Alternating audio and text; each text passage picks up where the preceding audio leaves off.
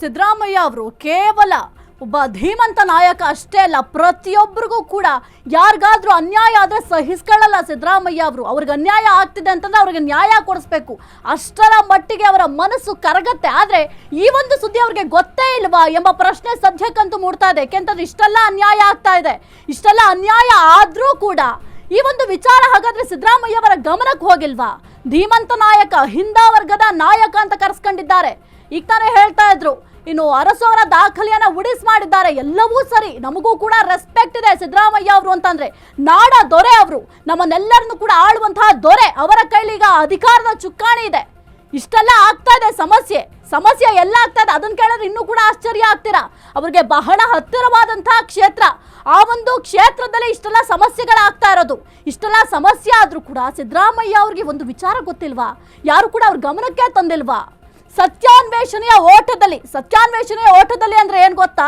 ನಾವು ಸತ್ಯವನ್ನ ಅನ್ವೇಷಣೆ ಮಾಡ್ತೀವಿ, ಆ ಒಂದು ಓಟದಲ್ಲಿ ನಿರಂತರವಾಗಿದ್ದೀವಿ.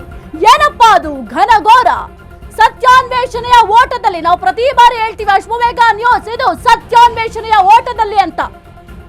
ಕೂಲ್, ಕೆಲವೇ ನಿಮಿಷಗಳಲ್ಲಿ ಈಗ ಆ ಭಯಾನಕ ಸ್ಟೋರಿಯನ್ನ ನಿಮಗ್ ತೋರಿಸ್ತೀವಿ.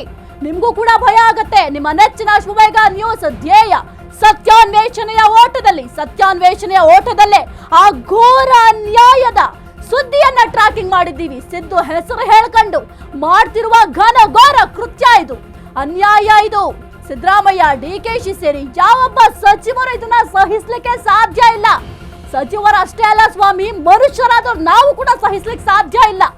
ಏನಪ್ಪಾ ಅದು ಘನಘೋರ ಅನ್ಯಾಯದ ಸ್ಟೋರಿ ಅಂತಿದ್ದೀರಾ ನೀವು? ಕೂಲ್, ಕೆಲವೇ ನಿಮಿಷಗಳಲ್ಲಿ ಈಗ ಆ ಭಯಾನಕ ಸ್ಟೋರಿಯನ್ನ ತೋರಿಸ್ತೀವಿ. ನಿಮ್ಗೆ ರಕ್ತ ಕುದಿಯುತ್ತೆ. ನಿಮ್ಮ ನೆಚ್ಚಿನ ಅಶ್ವಮೇಘ ನ್ಯೂಸ್ ಧ್ಯೇಯ ಸತ್ಯಾನ್ವೇಷಣೆಯ ಓಟದಲ್ಲಿ ಆ ಘೋರ ಅನ್ಯಾಯದ ಸುದ್ದಿಯನ್ನ ಟ್ರ್ಯಾಕಿಂಗ್ ಮಾಡಿದೀವಿ. ಸಿದ್ದು ಹೆಸರು ಹೇಳ್ಕೊಂಡು ಮಾಡ್ತಾ ಇರುವ ಘನಘೋರ ಅನ್ಯಾಯ. ಸಿದ್ದರಾಮಯ್ಯ, ಡಿಕೆಶಿ ಸೇರಿ ಯಾವೊಬ್ಬ ಸಚಿವರು ಕೂಡ ಇದನ್ನ ಸಹಿಸ್ಲಿಕ್ಕೆ ಸಾಧ್ಯ ಇಲ್ಲ. ಅಂತಹ ಘನಘೋರ ಸುದ್ದಿ ಇದು. ಸತ್ಯಾನ್ವೇಷಣೆಯ ಓಟದಲ್ಲಿ ಅಂತಂದ್ರೆ ನಾವು ಸತ್ಯವನ್ನ ಅನ್ವೇಷಣೆ ಮಾಡ್ತೀವಿ. ಏನಪ್ಪಾ ಅದು ಘನಘೋರ ಅನ್ಯಾಯದ ಸ್ಟೋರಿ ಅಂತಿದ್ದೀರಾ? ಕೂಲ್, ಕೆಲವೇ ನಿಮಿಷಗಳಲ್ಲಿ ಗೊತ್ತಾಗುತ್ತೆ. ಆ ಒಂದು ನಿಮ್ಗೆ ಕ್ಯೂರಿಯಾಸಿಟಿನ ಸ್ವಲ್ಪ ಹೊತ್ತು ಹಂಗೆ ಇಟ್ಕೊಂಡಿರಿ. ಯಾಕೆಂತಂದ್ರೆ ಈ ಒಂದು ವಿಜುವಲ್ಸ್ ನ ನೀವೇನಾದ್ರೂ ನೋಡಿದ್ರೆ ಎಂಥವ್ರಿಗೆ ಆಗ್ಲಿ ಸಿಟ್ಟು ಬರುತ್ತೆ, ಕೋಪ ಬರುತ್ತೆ, ರಕ್ತ ಕೋತ ಅಂತ ಕುದಿಯುತ್ತೆ. ಆ ಒಂದು ವಿಜುವಲ್ ಅನ್ನ ನೋಡಿದ್ರೆ ಎಷ್ಟರ ಮಟ್ಟಿಗೆ ಅನ್ಯಾಯ ಆಗಿದೆ ನೋಡಿ. ಅದು ಕೂಡ ಯಾರ ಹೆಸರು ಹೇಳ್ಕೊಂಡು, ನಮ್ಮ ನಾಡುದೊರೆ ಸಿದ್ದರಾಮಯ್ಯ ಅವರ ಹೆಸರು ಹೇಳ್ಕೊಂಡು ಈ ರೀತಿಯಾಗಿ ಘನಘೋರ ಕೃತ್ಯಗಳನ್ನ ಮಾಡ್ತಾ ಇದ್ದಾರೆ. ಅಧಿಕಾರಿಗಳು ಏನ್ ಮಾಡ್ತಾ ಇದ್ದಾರೆ? ಕಣ್ಮುಚ್ಕೊಂಡು ಕೂತಿದ್ದೀರಾ? ಯಾರು ಏನ್ ಬೇಕಾದ್ರೂ ಆಗಬಹುದು, ಅನ್ಯಾಯ ಆಗಬಹುದು. ಇಲ್ಲಿ ಅಬ್ಸರ್ವ್ ಮಾಡಬೇಕಾಗಿರೋದು ಏನ್ ಗೊತ್ತಾ? ಪ್ರತಿ ಬಾರಿಯೂ ಅನ್ಯಾಯಗಳಾದಾಗ ಇವರು ಗೂಬೆ ಕೂರಿಸಿದ್ದು ಅಧಿಕಾರಿಗಳ ಮೇಲೆ. RCBಯಲ್ಲಿ 11 ಜನರ ಮರಣ ಆಯಿತು, ಯಾರ ತಲೆದಂಡ ಆಯಿತು? ಅಧಿಕಾರಿಗಳ ತಲೆದಂಡ ಆಯಿತು. ಬಳ್ಳಾರಿಯಲ್ಲಿ ಗಲಾಟೆ ಆಯಿತು, ಯಾರ ತಲೆದಂಡ ಆಯಿತು? ಅಧಿಕಾರಿಗಳ ತಲೆದಂಡ ಆಯಿತು.